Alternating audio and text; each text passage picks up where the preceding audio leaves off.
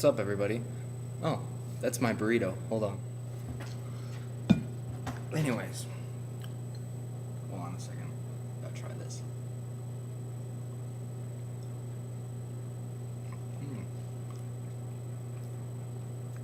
It's a decent microwave burrito. Anyways, I'm here in the back of the co-op in Trinidad, and I'm taking care of the store. I'm like the only person here right now, so eating a burrito, chilling out. Not much to do. Maybe in a few minutes I'll, once I finish this burrito, of course, maybe I'll film something else.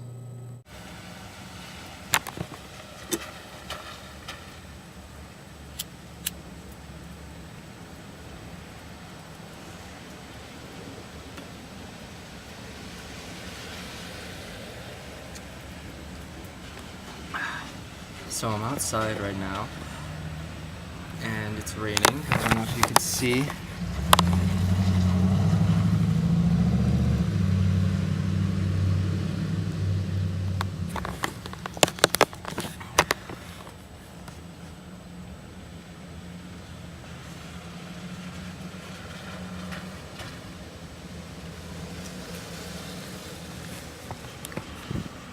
And there's cars driving around everywhere. And I'm also a comic book character now, if you didn't notice. Yeah. I'd be one really cool cartoon character, I think.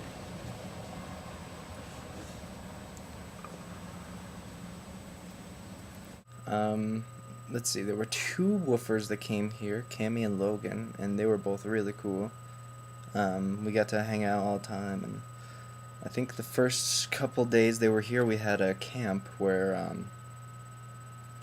we had a bunch of high school kids, like high school seniors, and damn, this hair, it's everywhere, like really, my hair is everywhere. Anyways, there were these high schoolers that we had come. They were mostly seniors and juniors. I taught first aid since I was a certified lifeguard once. I retained most of that information and just studied a wilderness survival book and just relayed it to the kids. It was really cool. I mean, we all worked together to teach these kids some valuable life lessons out in the woods, like if they're in a wilderness situation or going camping. And I'm sure that they came out of it a lot more aware that there are people out in the world who choose to live in sync with the planet and out in the woods and away from like mechanized, bland, sheeple civilization. And I don't know, I believe that some of them may have been inspired to do something like that themselves, I feel like this next generation's really going to have a huge impact on the way that the world comes out, the way that the earth heals itself, and the way that we are involved in that process of healing the planet. And maybe like 2 weeks after that, there were these other high school kids who were like, they were like all ninth graders, so they were all pretty young, and they came in and we got them to get their hands dirty, like get down in the mud and build a clay wall for a chicken coop and an Orno that we had, like a brick oven that's at the camp. And those were pretty cool days. I mean, second day was a little harder to relate to the kids because there was a bigger age difference, and they were still like early adolescent kids, so they were like still becoming mature adults. But some of them seemed like they were pretty mature for their age compared to the other kids that they were hanging out with. And I don't know, I wonder if they appreciated what we were doing. So 2 new woofers are here.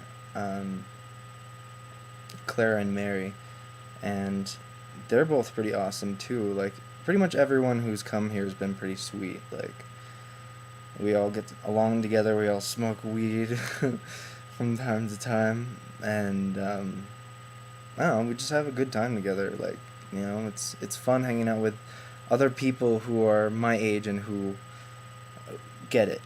Who really like want to become more sustainable, to get close to the earth, to find themselves spiritually, and use all of that information to make themselves achieve their goals and their destinies. And I'm trying to figure out what my destiny should be, since everything I do influences how it happens, and everything happens for a reason. And my friend Terracotta is actually coming this Tuesday, and he's going to be staying at the farm with us too. And we have a camp on, I think, the 14th of July, and I'm excited for him to be able to experience that. And who knows, my friend Terracotta might even be inspired to drop out of college like I did and come around woofing with me, because I'm kind of traveling alone. But I mean, I don't expect that to happen. It's just a dream, just a theory. But yeah. So I guess that's pretty much it for this week. Let's see. I've been reading a lot of books. There's one book I'm reading called the Fifth Sacred Thing. I forgot who it's from or who it's by, but it's about like a utopian society living in like a certain proximity from like a dystopian society, and they're like so opposite. Like one wants to destroy the planet and one wants to heal the planet, and like I've only read the first couple chapters, but it's pretty cool. I also read the Day of Piglet, which is the sequel, I guess, from the Tao of Pooh. It's a book about like Winnie the Pooh characters and how they relate to Taoism, and that was a pretty sweet book too. The Celestine Prophecy. I don't know if I said this in my last Vmail or vlog or whatever, but the Celestine Prophecy is like one of those eye-opener books that makes everything seem to fall into place and make sense once you read it. So I think I'm going to get my friend to read that book once he gets here. Anyways, yeah. I would tell you like some of the lessons that I've learned in the past couple weeks, but you know what? Like, no matter how many lessons you learn,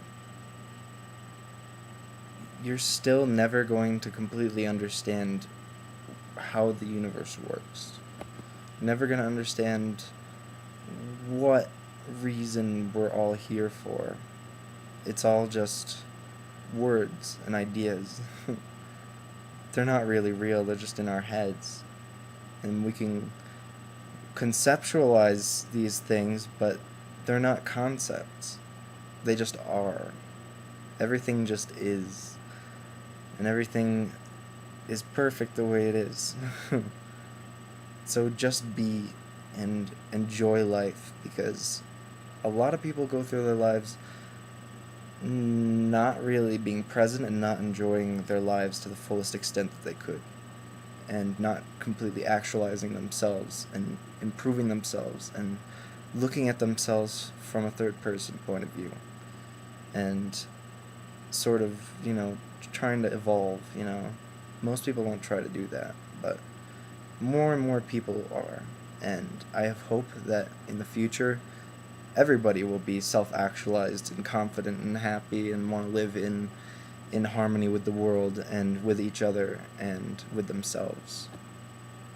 So that's pretty much it. That's my vlog for this week. This is Oaksap Leaf, over and out.